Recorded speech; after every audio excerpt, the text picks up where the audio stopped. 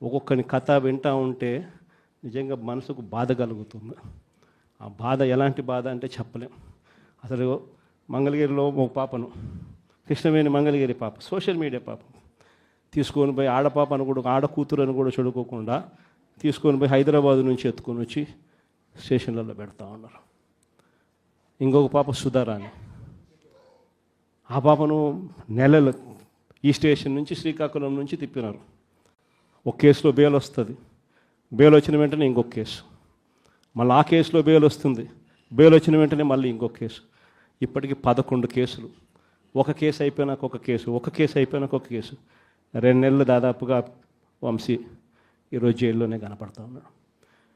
ఇంకొక దళితుడు ఎక్స్ఎంపీ నందిగాం సురేష్ పాపం నెలన్నర రోజులు పాపం జైల్లో పెట్టారు. బెయిల్ రాకుండా అడ్డుకుంటూ జైల్లో పెట్టారు. మళ్ళా చివరకు కోర్టుల ద్వారా ఎంతో కష్టపడితే బెయిల్ వచ్చింది. వచ్చిన తర్వాత మళ్ళా 3 నెలలు 4 నెలలు తిరగకపోతే మళ్ళీ ఈరోజు నిన్న మళ్ళా కేసు.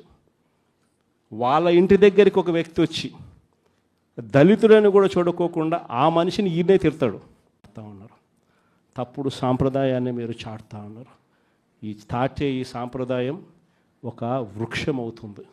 మీరు ఏదైతే ఇచ్చారో అది 2 ఇంతలు వెనక్కి తిరిగి మిమ్మల్ని తన్నే పరిస్థితిలోకి ఈ వ్యవస్థ తయారవుతుంది.